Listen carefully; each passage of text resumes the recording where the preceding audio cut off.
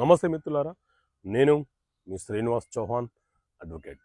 మిత్రులారా, భర్త మరణిస్తే కోడలిని పోషించే బాధ్యత ఎవరికి ఉంటుంది? సో మిత్రులారా, మన దేశంలో Hindu adoption and maintenance act 1956 అనే చట్టం ఉంది.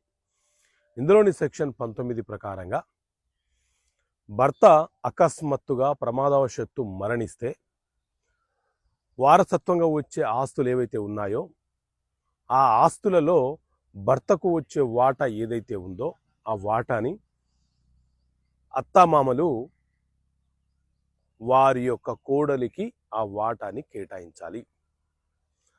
అలా అత్తామామలు కొడుకు మరణించిన తర్వాత కోడలికి కొడుకుకు చెందాల్సిన ఆస్తిలోని వాటా ఇవ్వకుండా కోడలిని ఆమె యొక్క పిల్లలను ఇబ్బందులకు గురి చేస్తూ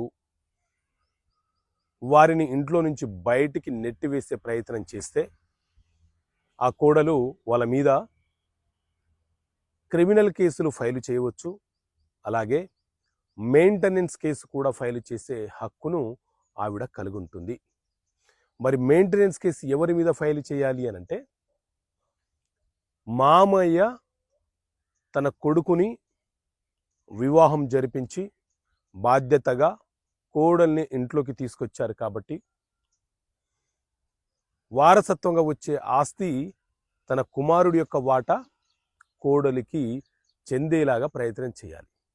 అలా కాకుండా వీళ్ళని ఇబ్బంది పెట్టడానికి, మిగతా కుమారులకు ఆస్తులను ఇవ్వడానికి ప్రయత్నం చేస్తే ఆ కోడలు ఖచ్చితంగా క్రిమినల్ కేసులు పెట్టవచ్చు, మెయింటెనెన్స్ కేసు వేయవచ్చు అని చెప్పి చట్టం చాలా స్పష్టంగా చెప్తుంది.